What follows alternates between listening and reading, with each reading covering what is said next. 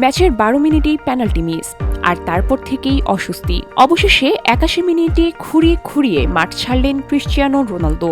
Saudi pro লিগে আল fire বিপক্ষের ম্যাচে আল নাসর জয় পেলেও দুর্ভাগ্যকে সঙ্গী করে মাঠ ছেড়েছেন এই পর্তুগিজ তারকা।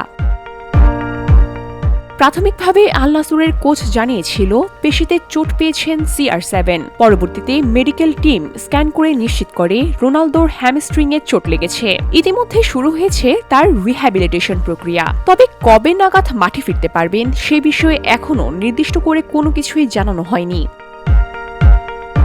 বিশেষজ্ঞদের মতে গ্রেড 1 চোট সারতে সাধারণত 1 থেকে 3 সপ্তাহ পর্যন্ত সময় লাগতে পারে।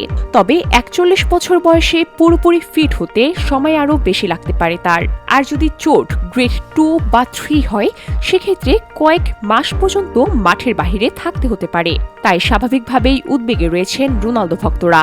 ইনজুরির খবরের মাঝে ছড়িয়েছে নতুন গুঞ্জন, রোনালদো নাকি রিয়াদ ছেড়েছেন। রিয়াদের যুক্তরাষ্ট্র দূতাবাসে ড্রোন হামলার ঘটনার পর ফ্লাইট ট্র্যাকিং ডেটায় দেখা যায় গভীর রাতে তার ব্যক্তিগত জেট সৌদি আরব থেকে মাদ্রিদের উদ্দেশ্যে উড়ে গেছে।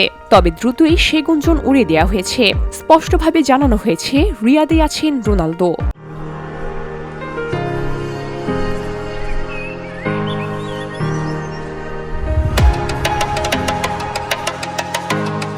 সাইড বেঞ্চে চলে যাওয়ার মধ্য দিয়ে যেন শুরু হয়ে গেল বিশ্বকাপের ফাইনাল কাউন্টডাউন।